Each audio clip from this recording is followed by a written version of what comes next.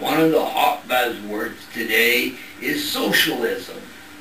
You will hear a lot of people talk about it. All the talking heads and the talk show hosts on the radio just love to use the word. But does it mean the same thing to everybody? We set out to ask people simply this question: what is socialism? We went throughout the internet, and these are some of our responses.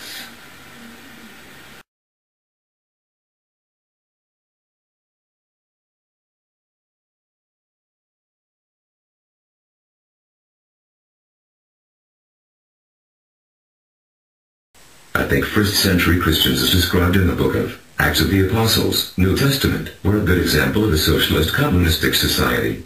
They pooled the fruits of their labors and all took what they needed.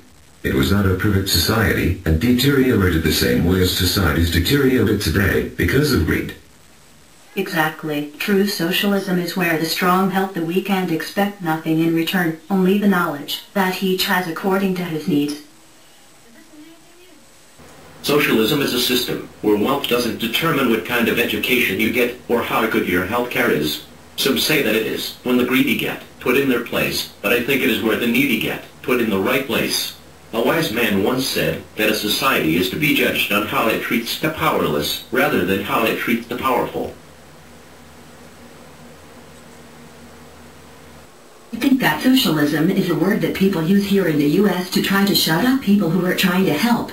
They use it as if socialism is this really bad thing, but those countries that are socialist appear to be the happiest. They all have affordable health care, enough money to live on in their old age. They have free or low-cost education and make better money because of that. Their working conditions seem better than ours. They have more time off, shorter work weeks, and more vacation time. They can spend more time with their families, which would make socialism more pro-family. What Amber D said sheds light on why socialism is attractive to leftists.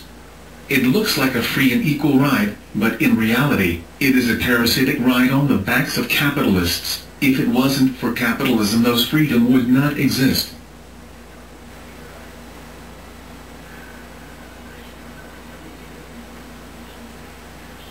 I don't understand that. Why would anyone say that our freedoms are the product of capitalism? The Declaration of Independence states that we hold these truths to be self-evident, that all men are created equal, that they are endowed by their Creator with certain inalienable rights, or freedoms, if you will. That among these are life, liberty, and the pursuit of happiness.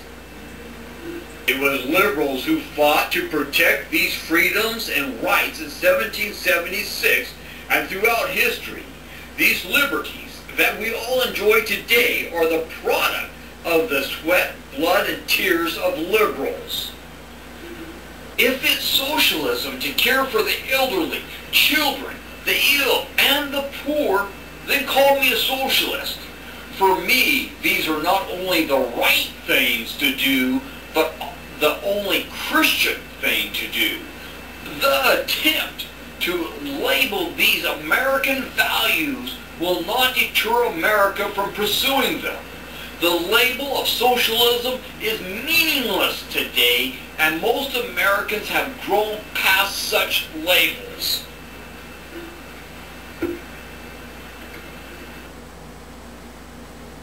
Socialism has been the battle cry of the Republican Party for over 50 years now. When they don't like something, it is labeled socialism. They have been successful with that campaign because of the communism threat. Karl Marx had named one of the steps to communism as scientific socialism, and that's all the Republicans needed to label any program socialistic, therefore leading to communism. Did it work? Of course it worked. How many Americans would do their homework and read up on economic systems? So many people bought the Republican fear line, hook, line, and sinker. The word socialism still works today to induce fear.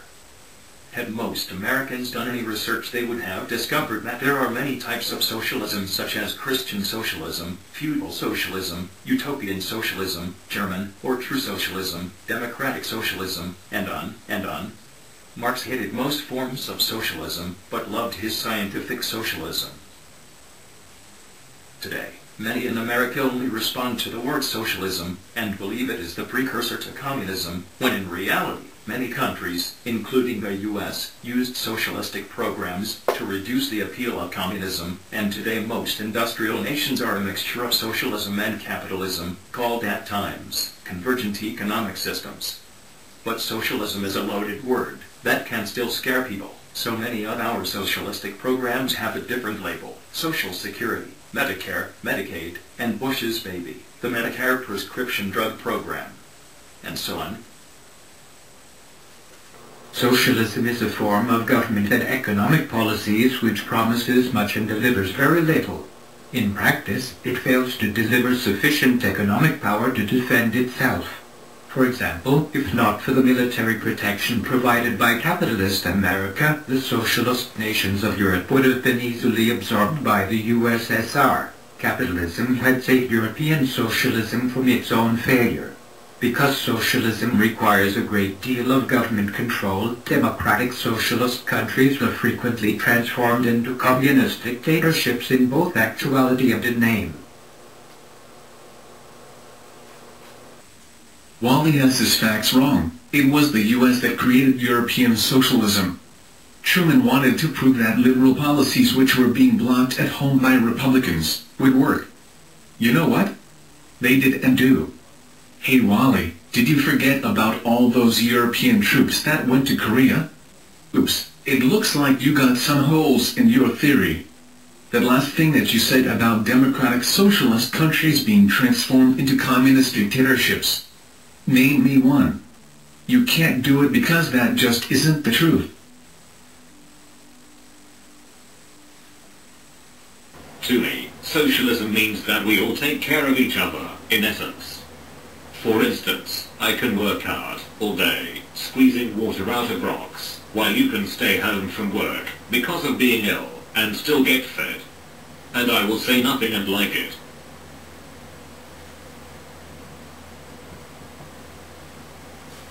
Socialism is what today's Democrats practice every day, thinking that the government can solve all our problems.